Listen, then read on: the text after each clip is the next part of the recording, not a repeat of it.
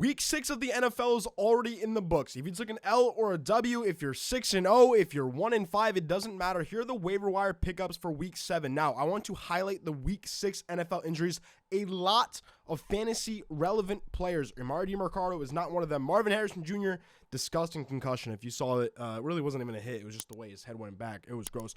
David Njoku with a knee injury. Puka Nacua with an ankle injury, and he's traveling to London next week. Blake Corum with an ankle injury. Garrett Wilson with a hip injury, more of just I am playing with Justin Fields injury. Calvin Ridley with a hamstring. Miles Sanders, this was pre-week 6. Season-ending injury, opening the Dallas backfield besides Javonte Williams. And the biggest one, in my opinion, Emeka Egbuka with a hamstring injuries. If you don't know me, and my name's Cam from All Talk Sports, we're getting right into the video. If you guys like this style of content, comment down below who you should pick, who you should trade, etc. in fantasy football. I respond to every single comment. I'm a small creator. And subscribe. We're on the road to 20K. First up, the priority ad is going to be Kimani Vidal.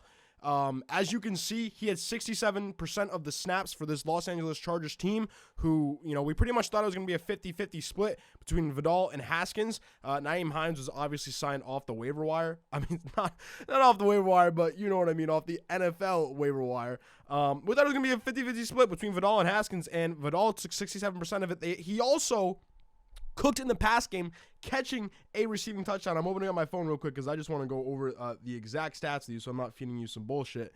He had 18 carries for 124 yards.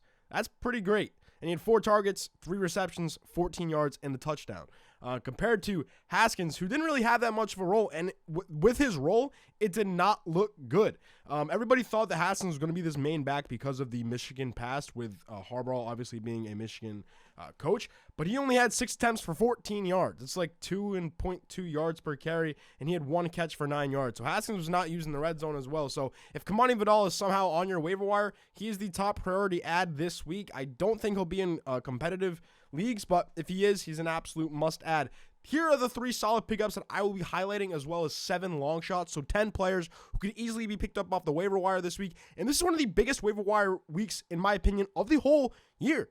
Because the injuries in week 6 were just detrimental to some fantasy teams, especially if you, I have CeeDee Lamb, Hampton, Trey Benson, and now Emeka Egbuka, and I'm still 6-0 somehow in my league. But yeah, here are the solid pickups this week. We're going to go over Zonovan Knight, Harold Fannin Jr., and Kayshon Boutte. Let's get right into it. Zonovan Knight, Bam Knight, came into this week as position rank 46. He's only rostered in 32% of leagues because right before, or hours before on Sunday, I got a tweet from Adam Schefter saying Zonovan Knight is going to be the number 1 back in Arizona. Now I'm thinking to myself, how the hell is that even possible? I know Bam Knight was playing last week in week 5, but Michael Carter, as you guys can see, the snap share down below, was 59% of the carries, or 59% of the snaps in week 5, including a receiving touchdown. Now this backfield is completely split. Zonovan Knight getting 49% of the work, Michael Carter getting 46% of the work, but the touchdown, the red zone opportunity went to Bam Knight. He also got a 20-yard ball, but he wasn't that efficient. 3.1 yards per carry, only 11 carries in this game, although Jacoby Brissett looked way better than Kyler Murray. I think I saw a stat where Jacoby Brissett was actually scored more fantasy points this week than Kyler Murray has ever scored in 2025. So Zonovan Knight, I think, would be the number 1 ad this week, especially if you are down running backs, and running backs as a whole are just scarce in fantasy football. So if the opportunity to take Zonovan Knight on the waiver wire, I would take him. I would definitely take him over Michael Carter for us this season.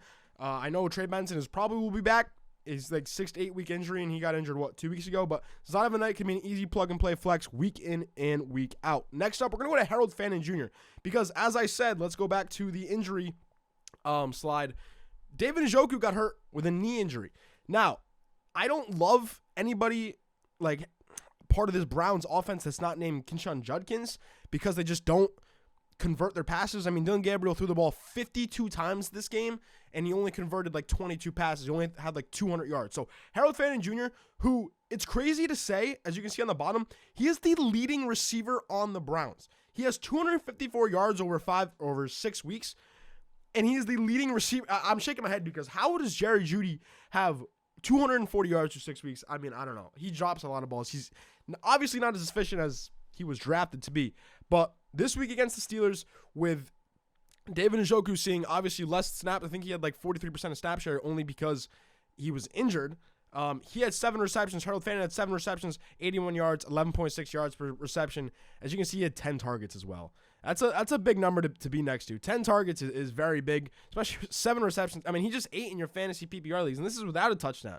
Dog, he's been scoring touchdowns as well. Actually, no, does he only have 1 touchdown? Maybe I'm tripping. I do think he only has 1 touchdown, but I was talking about red zone use. He's been heavily involved in the red zone just because obviously they run the ball a lot and he's a good pass blocker.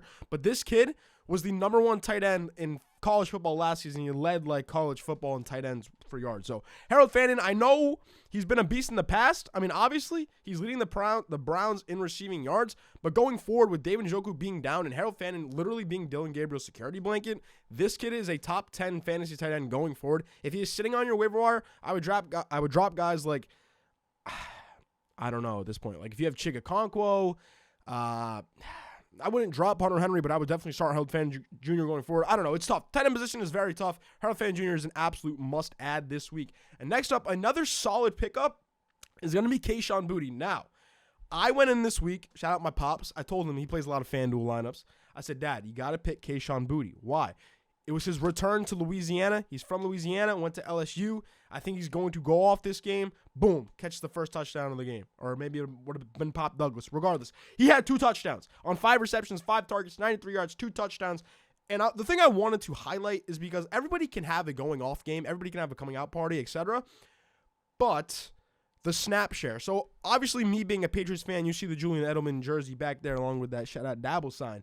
You can see the snap share week in and week out. Shout out Fantasy Life. I bought it so y'all don't have to. Stephon Diggs obviously has 60% in week 6. Kayshon Boutte had 71. Pop with 25. Mac was 62. And Kyle Williams with 24. But as you can see, I wanted to highlight that every single week he has had a higher snap share than Stephon Diggs. Every single week. He's been a higher snap share than every single receiver on this list.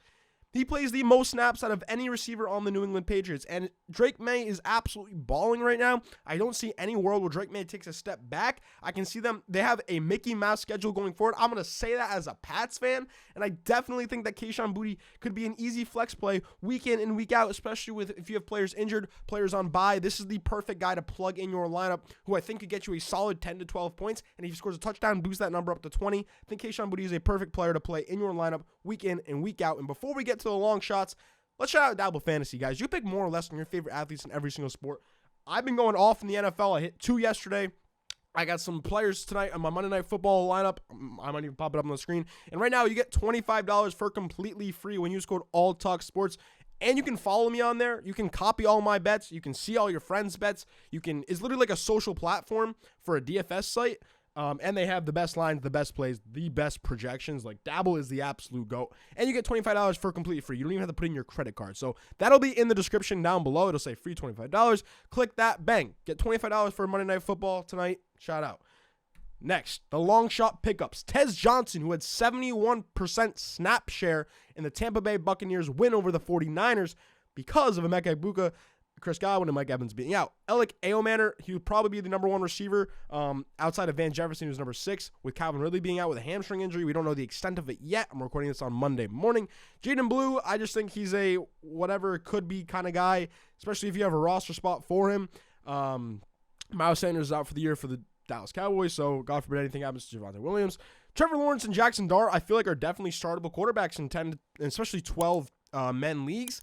Trevor Lawrence starting to get his legs involved, and Jackson Dart, that is his style of quarterback, and we're starting to see him air the ball out as well. He looked great against that Philly defense. Van Jefferson, again, like I said, he was getting a lot of targets for Cam Ward, who will probably be behind most of this game. Now, I don't really want any piece of this Tennessee offense, but these are guys that are just long shot pickups. And Lil Jordan Humphrey, if what's his name, oh my God, it's not Sterling Shepard. It's the other guy. Slayton is going to be out for the Giants long term. Lil Jordan Humphrey got a lot of play, and he's like a deep ball threat, kind of like a Kayshon Boutte that the Giants don't have. So, yeah, these are my long shot pickups. This is my waiver wire edition. Listen, it's short because we don't really have a lot going on. But, again, these injuries are going to be detrimental to some fantasy teams. I mean, Puka. If you have Puka Nacua, he's probably carried your team. If you have Marvin Harrison, you probably been in your flex week in and week out. If you have Emeka Egbuka, he was the wide receiver 3 going to this season, or going to this week. We don't know the Garrett Wilson extent. We don't know the Calvin Ridley extent. So I would love to see how this goes going forward and how really these waiver wire pickups. I mean, these 3 guys I definitely think should be picked up in all leagues, especially with Kamani Vidal. Son Haskins, whatever. But yeah, fellas, this is it. This is all I got. Subscribe for more and comment down below anything you guys want answering fantasy football wise. My name's Cam. I'm out. Peace.